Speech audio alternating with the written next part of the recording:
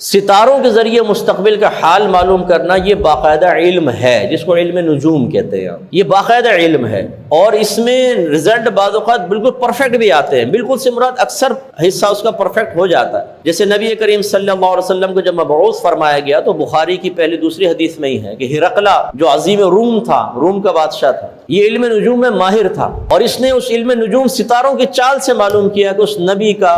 ظہور ہو چکا ہے، اور اسی کے پائے کا پھر ایک اس کا دوست تھا، اس نے وہ تمام معاملات اس کے سامنے بھی پیش کیے کہ میں نے دیکھا ہے کہ ایک نبی کا ظہور ہو چکا ہے، تم بھی ذرا دیکھو۔ اس نے بھی اس کی تصدیق کی کہ ہاں میں نے بھی جو ذائچہ بنایا بالکل وہ نبی مبعوث فرما دیے گئے، اور واقعی ایسا ہوا۔ لیکن ہمارا مذہب بہرحال ان چیزوں کو منع کرتا ہے، مذہب اس کا انکار نہیں کرتا، اس سے استفادہ کرنے کو منع کرتا ہے کہ یہ علم نجوم کے ذریعے اپنے مستقبل کے احوال معلوم نہ کریں، اور یہ بہت سخت ضرورت بھی تھی، کیونکہ نبی کریم صلی اللہ علیہ وسلم کے دور میں اگر اس قسم کے علوم کو منع نہ کیا جاتا، اس کو حرام قرار نہ دیا جاتا، تو کفار آسانی سے کہہ دیتے کہ یہ نبی بھی علم نجوم کے ذریعے ہی مستقبل کے احوال بیان کرتے ہیں۔ جب نبی نے اس کو حرام قرار دے دیا کہ علم نجوم حرام ہے، اب سرکار اگر مستقبل کے بارے میں کوئی خبر دے رہے ہیں تو لازم بات ہے وحی الہی کی صورت ہوگی، کیونکہ نبی خود تو کوئی حرام کام نہیں کرے گا۔ اس لیے آج بھی یہ منع ہے، اگرچہ وقت گزر چکا ہے لیکن آج بھی یہ منع ہے، آپ کسی نجومی کے پاس نہیں جا سکتے، حتیٰ کہ فقہا نے لکھا کہ اگر آپ اس یقین کے ساتھ کسی نجومی کے پاس جائیں کہ یہ جو بتائے گا بالکل درست ہوگا، کافر ہو جائیں گے، اور اگر آپ اس نیت سے جائیں کہ چلو دیکھتے ہیں کیا بتاتا ہے، صحیح بتاتا ہے غلط بتاتا ہے، یہ آزمانے کے لیے چلے جائیں تو حرام۔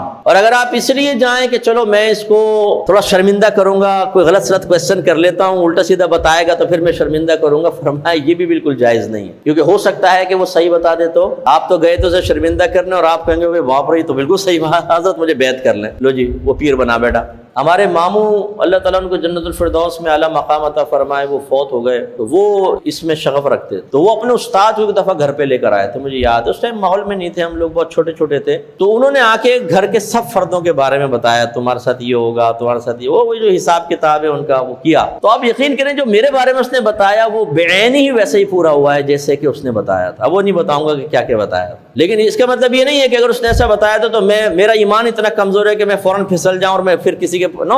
وہ ٹھیک ہے، وہ بچپن تھا، ہمیں تو پتہ ہی نہیں تھا اس وقت، نا ہمارے گھر میں کوئی ایسا مذہبی ماحول تھا، لیکن اللہ کا بڑا کرم ہے کہ جب سے شعور حاصل ہوا اس کے بعد سے نہیں۔ تو کوئی نجومی بھائی یا بہن ہماری بات سن رہا ہو، یہ پامسٹ وغیرہ ہوتے ہیں، لکیروں سے بتاتے ہیں تمہارے ہاتھ میں دوسری شادی، لڑکے نا یوں دیکھیں گے ادھر ایک لائن ہے تو ایک شادی ہوگی، دو لائن ہے کہتے ہیں دو شادی ہوگی، اور ساری زندگی ایک بھی نہیں ہوتی، بعض اوقات اس کی لنڈورا ہی گزرتا رہتا ہے بیچارہ، لڑکیوں کی تلاش میں اس کی زندگی فنا ہو گئی، لائنیں دو لے کے پھر رہا، او بھائی یہ کچھ بھی نہیں ہوتا۔